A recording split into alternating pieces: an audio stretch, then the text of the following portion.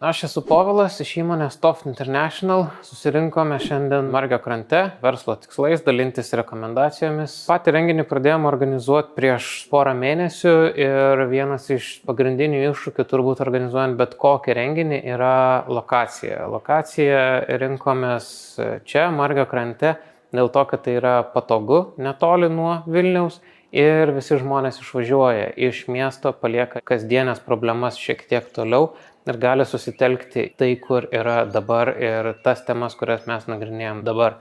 Ir šita aplinka būtent tai suteikia, kad čionais yra ramu, tylu, medžių, miško oazėje prie ežero kranto ir pati aplinka, pats personalas, visa vieta yra tikrai puikiai pasiruošusi priimti verslų atstovus, kurie nori nuveikti savo dienoje kažką daugiau, kažką kito. Nesu aš renginiuose, nesu aš daug renginių darantis žmogus, mano verslas netoks.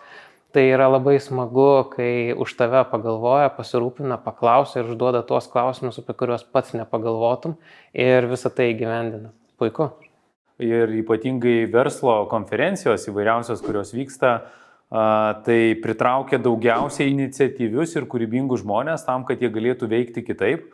Aš kaip sakau, jeigu nusprendėjai būti kitoks negu vakar, tai greičiausiai yra pati palankiausia erdvė, kur gamtoje gimsta įvairiausios idėjos ir išsipildo jos tiesiog. Kodėl renkama šita erdvė, tai ir visiems rekomenduoju, todėl kad Margio krantas visada pasirūpina netikėčiausiais dalykais, kada tu būna pamiršti tam tikrus dalykus, kai reikia kažką prezentuoti.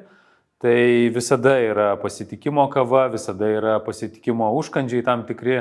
Vien tik atvykimas į Margio krantą jau pasitikimas ir ta visa žaluma, tos visos suplanuotos detalės, tai vat ir yra išskirtinumas, ko pristokoja kitose erdvėse. Pati nuostabiausia erdvė kurti istorijas, jas užsirašyti, įprasminti ir daryti dalykus. Renginiai Margio krante dažniausiai prasideda darbo tema.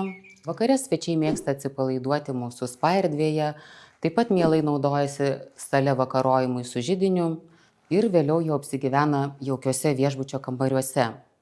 Ryte mes pasitinkame juos su gausiais pusryčiais ir toliau tęsiame arba darbus, arba keliaujame namo.